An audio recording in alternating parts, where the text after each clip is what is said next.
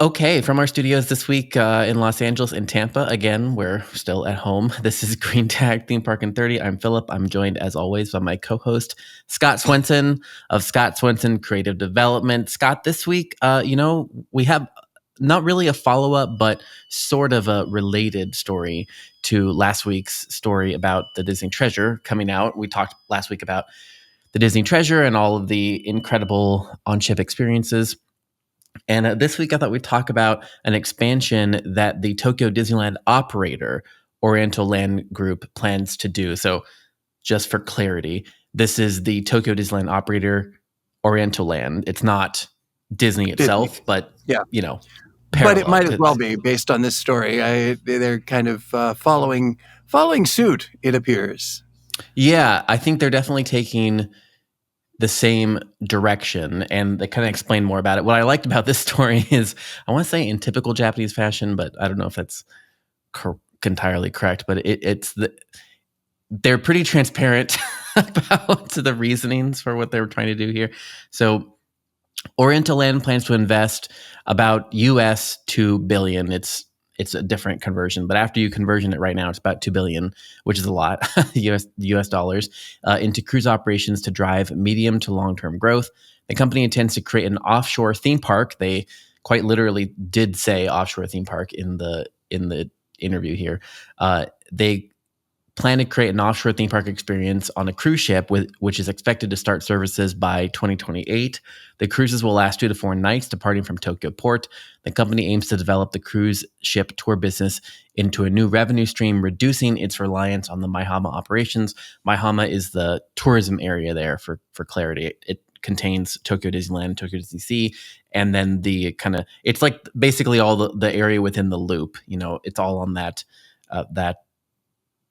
loop, the like subway loop, the Maihama stop. So it's the loop that goes around the two parks. It's the equivalent to Yas Island in Abu Dhabi. It's the equivalent to iDrive in Orlando. Yeah. So basically, too much of their revenue is coming from that one area. They're not diversified at all. So they're like, we need to diversify. And so they're choosing cruises to diversify into. A critical factor that they talked about was whether they can cultivate a cruise culture that is distinctly Japanese, as opposed to some of the American models that we have. And demand for cruises there in Japan has traditionally been limited to affluent older adults. So that's going to be another challenge for them, is to broaden the appeal of the cruise culture to targeting younger users and families who, coincidentally, make up the core of visitors to Tokyo Disney Resort.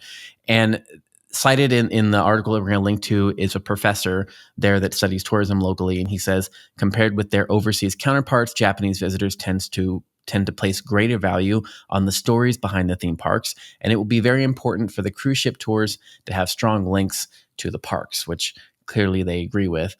So I wanted to pair this. I know last week we talked about the Disney Treasure, but we didn't talk too much about the business of tourism, or as tourism on sea, overall, and just some interesting perspective. So Disney Cruise Line is obviously much smaller than its competitors, but if you think about it, Disney is a diverse portfolio, and I think that's exactly what they're talking about here, is the diversification, which is in this instance actually turns out, I think, to be good in this era, because the cruise lines that all they do is focus on cruises, they have a lot of debt. We're talking like $20 billion in debt or in excess because of COVID, and they had to go so much into debt, and there was such a disruption.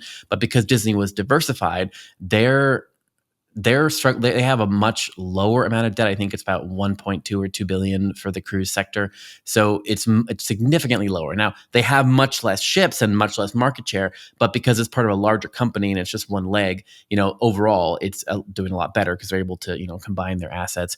So what they're also doing is, we didn't talk about this last week, but they're reducing their content budget for Disney Plus. So presumably that's to help with making Disney Plus more profitable, because they're reducing $4.5 billion out of the content budget. But they probably also realize that Disney Plus subscribers are going to stay subscribed even if they don't pour like $20 billion of money into new content.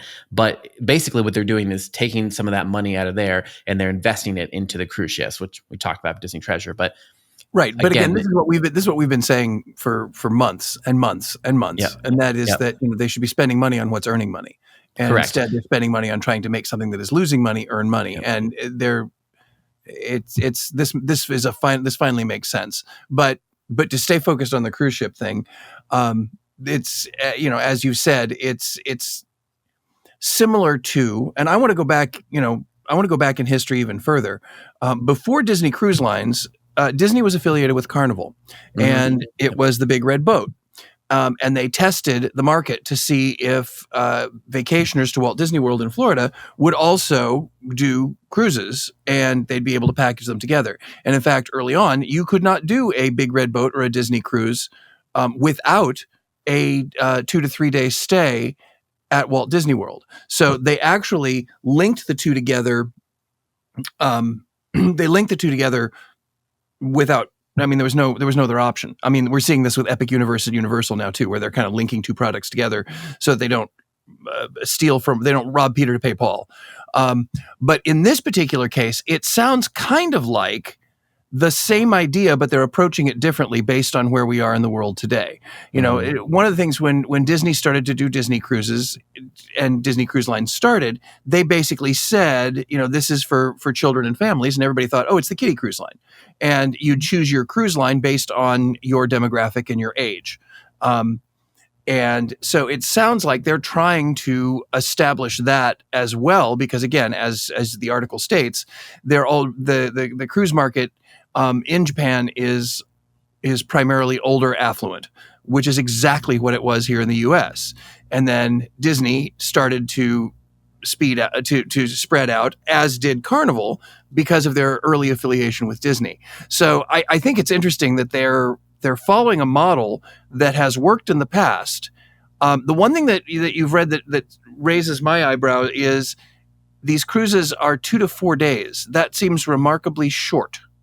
Yeah. Well, I just want to encapsulate that these are similar strategies but different, right? Because we're looking at two different companies, Oriental Land versus Disney as a whole. I think that's exactly Right, why but you're what I'm seeing saying that. is, I think Well, I I think think they're that's why. following the Disney model. So I I think it's think very that's clear. why. It's because, like you mentioned, like Disney is at a different point in this cruise excursion or cruise whatever expansion where they're able, like we talked about last time, to add on longer trips as alternatives to Disney vacations. But I think what Oriental is trying to do is diversify. So I think that I part. think what they're doing is they're going back and following the exact same model that Disney did when they first started doing cruises. Correct. Yeah. So basically That's they're my like, point. and also to make it more accessible to younger audiences too, Correct. because right. So basically, I think they're basically looking at it and saying, okay, we have all these people that come to Maihama and they do come to Disney. So what we're trying to do is capture them for like a 2-day cruise to do that as an alternative or on top of the Disney that they're going to do anyway. I don't think they're targeting. It doesn't seem like at least they're targeting like a lot of international or visitors yet. And I'm sure again they'll follow the same model where they'll add more ships eventually and maybe target people to come to Japan via Yeah. cruise and then go to Disney and do a whole Maihama integration thing. But it seems like right now they're just trying to get people locally to go on additional cruises so that everything isn't dependent on the Maihama area, which is, I think, exactly what Disney started off doing and then expanded now into longer cruise nights. I'm kind of looking at this as the newest version of Galactic Star Cruiser. Yeah. I mean, I really think it's an add-on. I really Yeah. think it's an add-on to the established, Disney Sea and Disney Tokyo. Yeah, for 2 nights. I mean, that's the thing. Like 2 nights, it's like that's not that's a staycation, basically. Well, that's not a cruise. Yeah. That's that is a theme park at sea, and most, like in the U.S., for example, 2 and 3 night cruises are what are often called the cruise to nowhere, because they go out into the water. They don't really stop anywhere. They have no other port other than their home port. Yep. This happens in Florida. They go out into the Gulf. It's a party cruise basically now Yep. in much of Florida, and there's a couple that sail out of Tampa that do that. I will say those are getting less and less popular here, but again, we're at different points in the progression here. Yep. And I think that when they say theme park at sea, I think what they're really trying to do is exactly what Disney was trying to do when they first started venturing into the world of cruise lines, Yep. and that was, here is an add-on to your theme park experience. Yep. Here's a way to make your theme park experience more robust, longer. Yep. The longer you stay, and let's be honest, when you're on a cruise ship, every dime you spend goes to the parent company. So, especially on short cruises that don't have any ports or Yep. have few ports. Um, so, yeah, it to me, looking back at how Disney first started, other than the fact that Disney piloted it with an existing cruise line, um, it appears to me that they are trying to follow that same model, but at a different, but starting at a different time, a different point Yep. in the timeline. They're Yep. starting when Disney Yep. started, not where Disney is now. Yep. Yeah, we look at Disney, and I think something like you're saying, it's interesting to think about, because when I was doing this, I was like, well, looking at how far Disney has come, they've come really far with their cruises. To your point, like I think this is essentially just the first trip, or the first foray for Oriental Land. But like, we look at how far Disney's come. Maybe we don't think about it as much, but they have their own ports. They've developed the whole theme park model ecosystem, but for cruises, which I think is relatively unique. I mean, other cruises will like share ports, or there's this and that, but Disney is like, no, we're doing our own Well, ports, and our own. Disney has actually led the way. I mean, all Yep. other cruise lines now have their own private islands. Yep. Carnival is adding them left and right. Royal Caribbean is adding them left and right. But it was Disney that first started that idea, that concept of creating their own private island. Now, other cruise lines will claim that they did, but they really didn't. Basically, what they did was they had a private beach. Yeah. They basically took over a shore excursion. But Disney really made it their own, and set the standard. Set the standard for the rest of the cruise lines. I've got we've got a cruise planned for early January, and it's always interesting to me to look at what the cruise industry is doing. We're pretty easy because we keep going back to the old style cruise on the smaller ships that can get into more unique ports, and and we actually do not go on Disney cruise lines simply because we want to avoid the families and small children. So it's interesting that this is the model here. That to me it's just a giant flashback. It's just Yep. a giant flashback to when Disney first started entering into the world of cruise lines, and obviously it makes sense because it's worked for Disney. They have become the in many ways the trailblazers for the cruise line industry. So hopefully this will be as successful for them as it has been for Disney over the years. Yeah, I think we'll just have to wait and see how successful it will be, but the numbers are trending in that direction.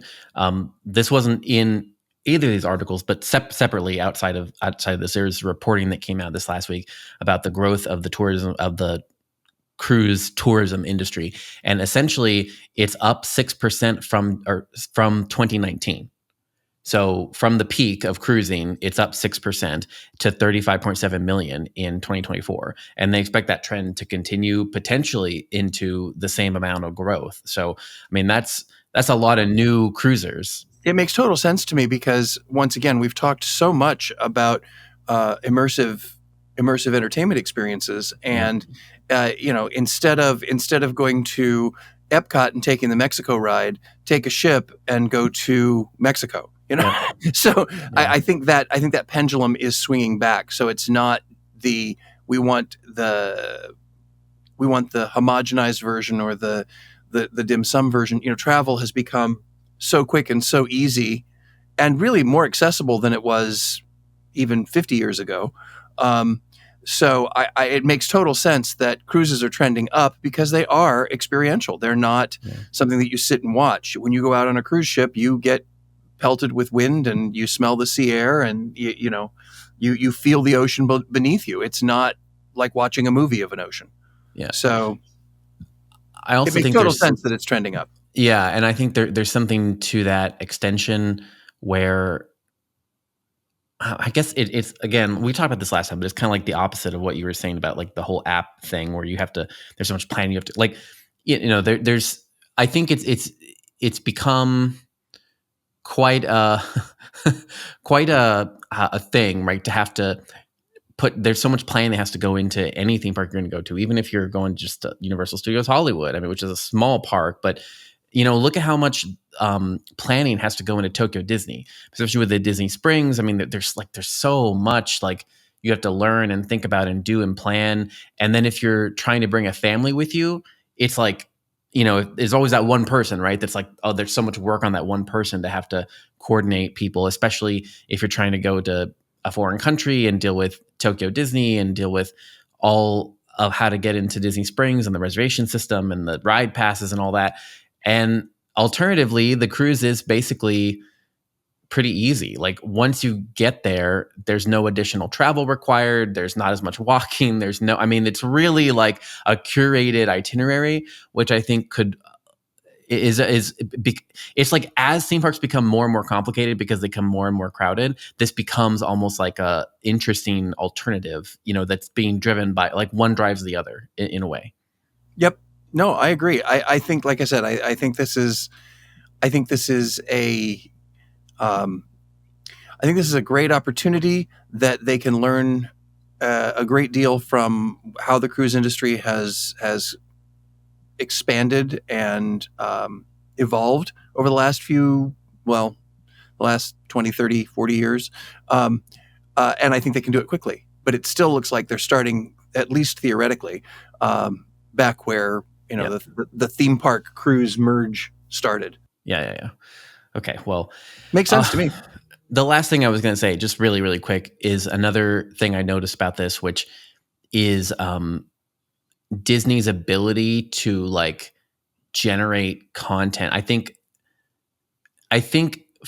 and maybe this is because of my bubble, so this is more anecdotal, but it seems to me like the other alternative cruise companies, even though they are larger in that sector and they have, more established brands in cruising, it seems like they garner a lot less media attention than Disney does. And kind of Disney has this like media attention engine that includes a lot of its influencers and creators and all that. And so like what they did with the Treasure, which is where they're like essentially hosting all these media, like it was an enormous amount of publicity they generated for this, which I think helps them, but also the other people. Like it helps all the cruise industry, where it's almost like, Disney gets so much attention for their theme parks when they just make a new churro, right? And they can like harness some of that to turn it into additional demand for this other cruises as well, which helps.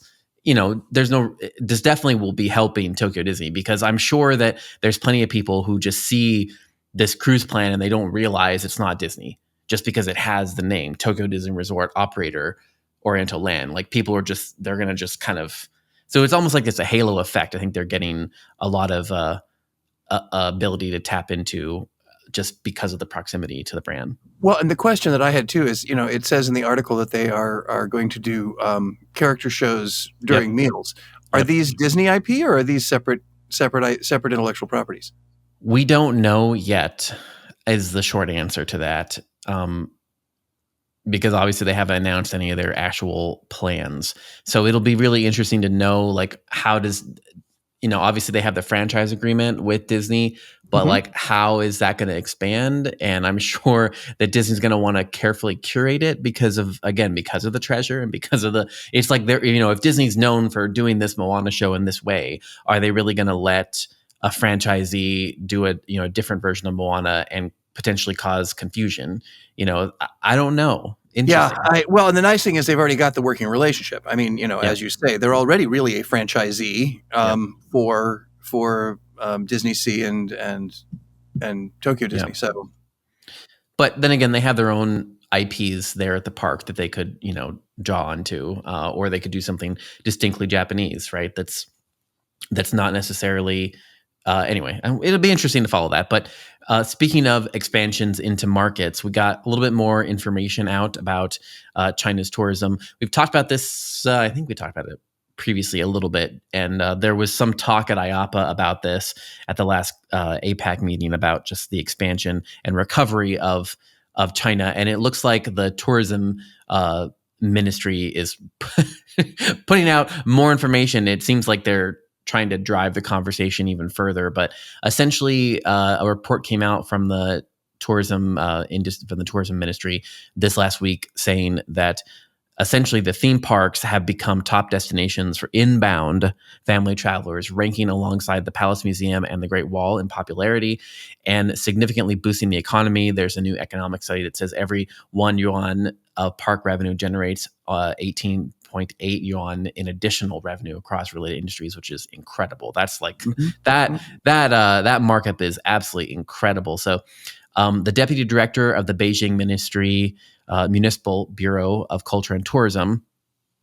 This is interesting here. This is why I put this in the article. But this part to me was like the classic Chinese way of saying a few things but meaning a lot of things. So the deputy director here says that the future direction of theme parks, the opportunities and challenges they present, and their impact on cities are topics that government agencies, the industry, and businesses must carefully consider.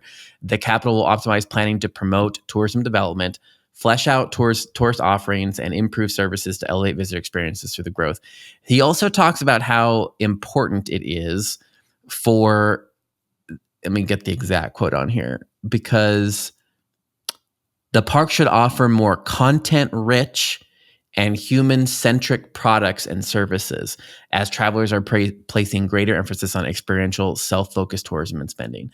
Those choice of words, I think, are going to be very important for our industry going forward. And I'm not sure, again, what direction that's going to take, because when I hear content-rich and human-centric products, that to me says like live entertainment, but live entertainment that, again, is focused on, I guess, the like the Chinese culture, like the Chinese interpretation of the culture. Or, I mean, we talked about this with Halloween a long time ago, right? It's like, you can do Halloween, but you have to do it in the Chinese way in accordance with their cultural ministry and whatnot. And so I think, to me, that's kind of what I'm hearing, like celebration of cultural shows that are like Chinese culture. That's what I'm hearing. But I don't know. Well, you know the market, the Chinese market, much better than I do. To me, it's just echoing what we're hearing everywhere, and that is that people want things to do, not things to look at. So make them guest centric, make them human centric, versus creating. I think it does sort of lean into live entertainment, but I think it also leans into live integration into whatever you're trying to create. Creating these experiences where guests are doing things. Now, I'm not saying that they're going. I'm not saying that they aren't saying we need to do things that are China centric. That is, yeah. I totally get that. And we'll see how that pans out. I think that plays very well as long as they're not trying to bring in people from outside of China. I think that plays very, very well with when they're trying to find things for inbound, inbound, yeah, internal tourism. But as they start to grow, I mean, you look at some of the other hotbeds of theme park right now, and they're looking outside of their countries to try to find experts and brands that they can bring into their countries. And so I'm curious to see how that evolves as well. Yeah, it's interesting because, you say that we hear it everywhere. I think I'm not sure about that, or maybe I'm not, because when I look at these two articles, when they're taken as a pair, I think that you definitely see that echoing the same themes, right? Where they're like, immersive, human-centric in both with Japan's expansion with the cruises and also with this Chinese inbound tourism strategy. But I feel like the U.S. is not about that at all. Like everywhere in the U.S., they're like, we're going to have a new ride, and it's going to be like the best ride ever, and they're like trying to cut staff and trying to cut live entertainment from like every element in the US. Keep in mind, interactive does not necessarily mean hire staff. Interactive can very easily mean technology. And I think the reason I say everyone's saying it is because, my world is usually when parks are coming to me to help develop new things, they're looking further down the line, things that haven't been announced yet. Yeah. And without breaking any of my NDAs, I will say there is significantly more interest in stuff to do versus stuff to look at. Stuff that surrounds us, creating worlds. That is far more on the bleeding edge right now. Now, whether that works or not, I don't know.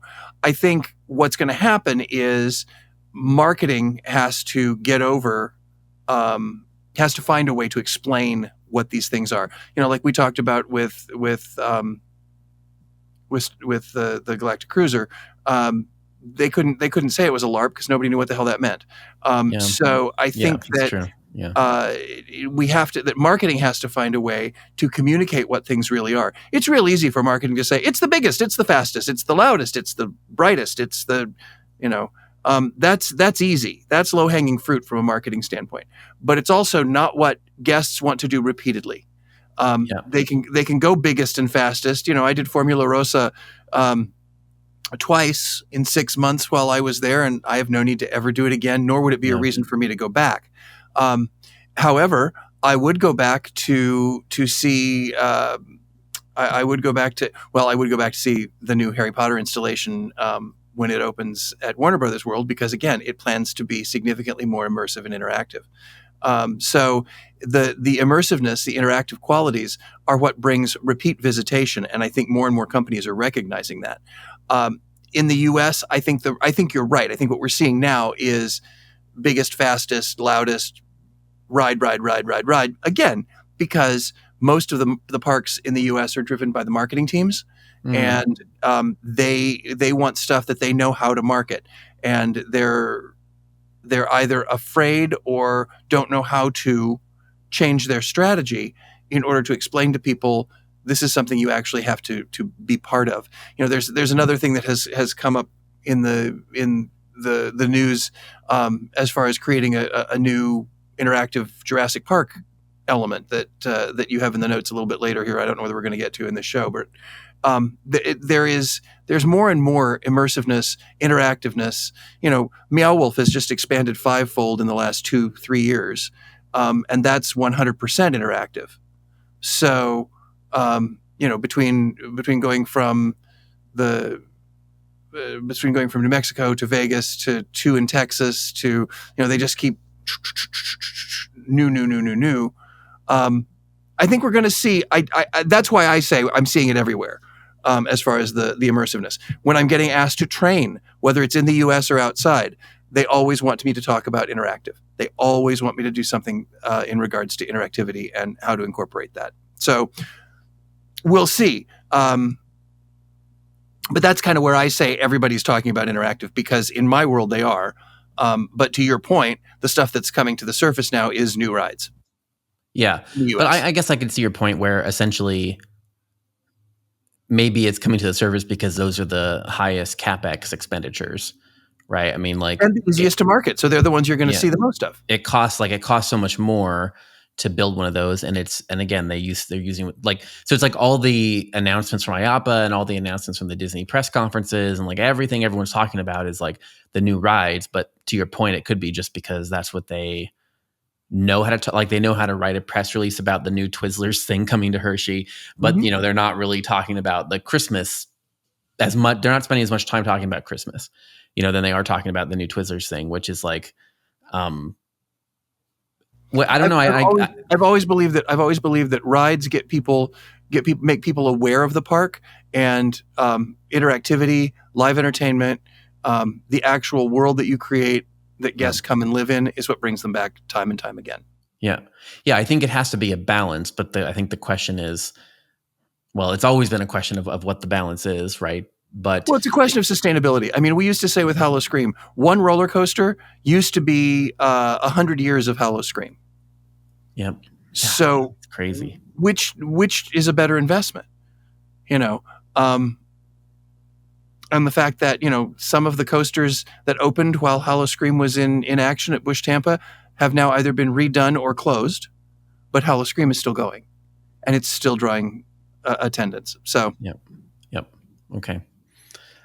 Well, we're almost out of time, but I think on Unhinged, we're going to talk about some of these things we didn't get to talk about, which is the Jurassic immersive experience that's announced for Thailand, which I have thoughts on, and and a few other immersive experiences, the Disneyland's expansion festival at the holidays, a few and a few other items. So that's our little Yep. teaser. Well, that's our little teaser. For all of you who are listening, this is our, for those of you who celebrate Christmas, this is our Christmas week show. So Merry Christmas to all of you. I hope you have a wonderful holiday season. We will have one more show before the new year. And for those of you who are Unhinged listeners, I'm going to drop that little hint once again to please send us questions, because we will be doing a Will Answer Anything episode after the first of the year. So make sure you get those questions in. Otherwise, it's just Philip and I asking, what'd you have for breakfast today? And that'll make a really lame show. So instead of a lame show, we want your questions. Please get them in. Thank you all so much for listening, and we will see you once again after the Christmas holiday right here on Green Tag Theme Park in 30.